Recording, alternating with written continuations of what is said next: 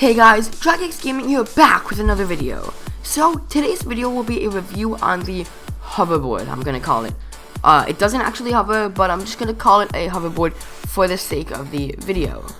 So, my board is the one that I have. I bought one, it broke, so I had to return it, and I bought a different one. The one that I currently have, the black one that I'm riding on in this video, this one is called the Reiew Dreamwalker board. I can link that down in the description, but you may be wondering why choose my video. So this video, before you leave, has many more components than other videos that you might have seen. I'm gonna showcase my impressions, some speed, battery, a couple more things just right there. So let's just get straight into the video and stop my blabbering. Alright, so I'm gonna start off with my first impressions. Right out of the box, it was really clean and neat and everything. And as I started to use it, it started to get scratched up a little bit. But it is really fun, and it's really not that hard to use. I have my little cousin was using it, my brother was using it, and they got the hang of it within a couple of minutes, less than 15 minutes. So it isn't really that hard to use, and it is really fun. If anybody's telling you it's a waste of money, I'm not gonna say don't listen to your parents, but it definitely, in my opinion, was not a waste of money. And I think if you do have an extra $400 laying around, definitely buy one. Alright, so the next thing on the list is the speed.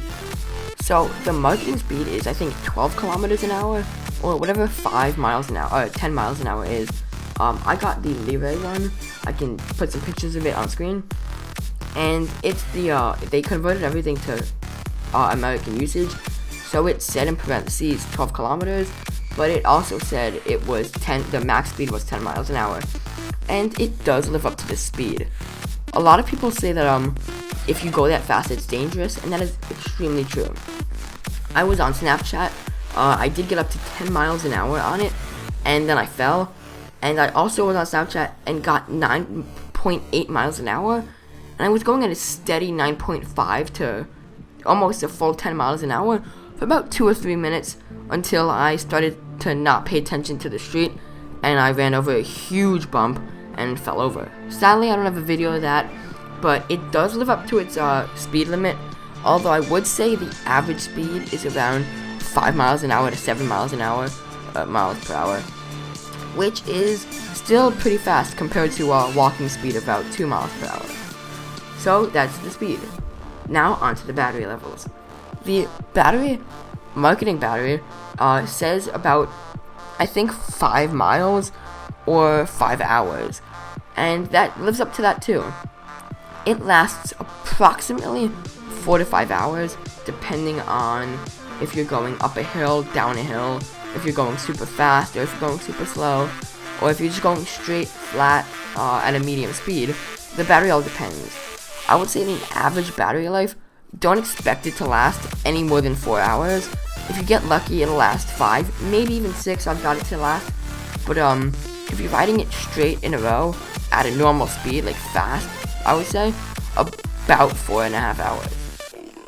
It also says it takes an hour to charge, but it's taken to me about an hour and 45 minutes, closer to 2 hours for a full charge.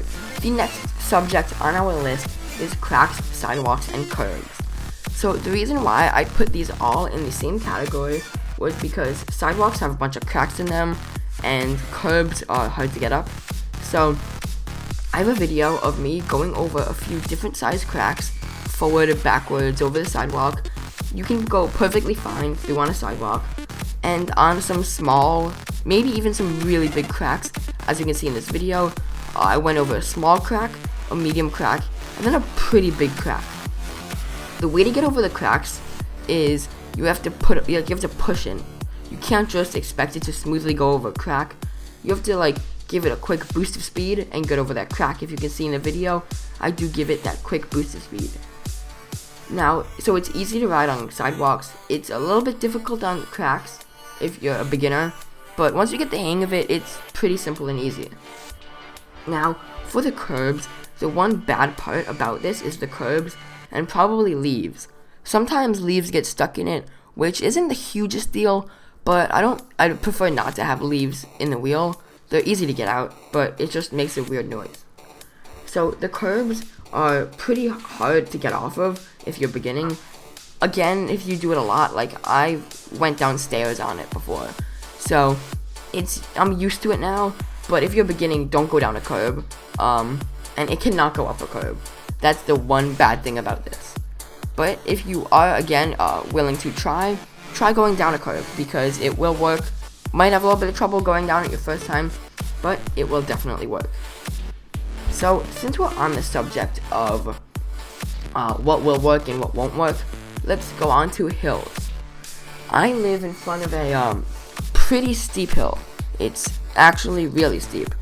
Anyway, the board can definitely go up a hill. It easily went up and down my hill.